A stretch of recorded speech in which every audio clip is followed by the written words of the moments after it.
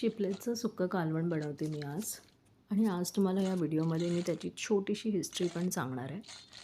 आता बघा, मी मार्केटमधून घेऊन आले त्याला आणि आता त्याला पाण्यातून काढते, असंच धुवून घेते साधं. आणि मग त्याला गरम पाण्यामध्ये त्याला थोडं एक 5-10 मिनटं ठेवणार.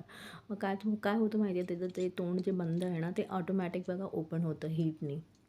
आणि ओपन झालं की मग ती जी एका ते जे आतमधलं ते फ्लेश जे आहे ते एका बाजूला येतं आणि दुसरा साईड मोकळं होतं. मग ते साईड मी फेकून देते आणि फक्त ज्या बाजूला आहे ना फ्लेश, ते बाजू आपण घेतो. आता मी टोप घेतला. टोपामध्ये आपण जसं साधारण भाजी बनवतो ना, अगदी त्याप्रमाणे मी बनवली. काही नाही टाकलं, फक्त तेलामध्ये जिरे, लसूण, हिंग, मिरची, कांदा त्याला परतून घेते. थोडंसं परतलं की मग त्याच्यामध्ये मी अद्रक लसूण पेस्ट आणि हे टाकणार, टमाटर जरा काळं होण्यासाठी त्यावर थोडंसं मीठ टाकणार. मीठ थोडं ह्यासाठी, कारण सी फूड आहे ना, समुद्रातून आलेली मच्छी ती खारीच असते, तर त्यामुळे त्याच्यामध्ये ना मिठाचं प्रमाण खूप कमी ठेवायचं आपण. मीठ टाकलं मी. आता त्याला टमाटर वगैरे काळा झाला की मग त्यामध्ये आपला पावडर मसाला टाकणार.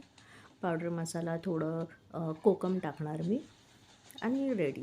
आणि नंतर त्याला असं, कारण ते ऑलरेडी वाफून घेतलेलं आहे फिश, तर त्यामुळे फक्त त्यात टाकलं की एकदम मस्त छान होतं.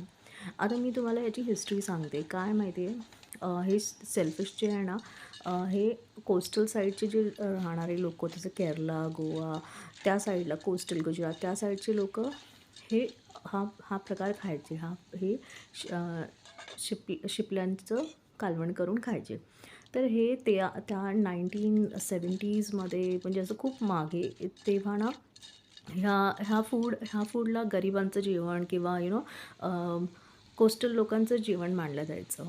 त्यानंतर मग इव्हॉल्युशन झालं. लोक सायन्सनी स्टडी केलं आणि तेव्हा त्यांनी पाहिलं की हे जे जो आयटम हे खातात आहे खूप हेल्दी आहे आणि ह्याचं बेनिफिट इतकं जास्त आहे की ह्याचं डिमांड वाढला. आज तुम्ही हॉटेलमध्ये जाणार तर seafood is very expensive compared to the regular food. आपण एक भाजी चपाती मागवली त्यापेक्षा सी फूड भरपूर महाग येतो. आज ह्याचा डिमांड खूप जास्त आहे.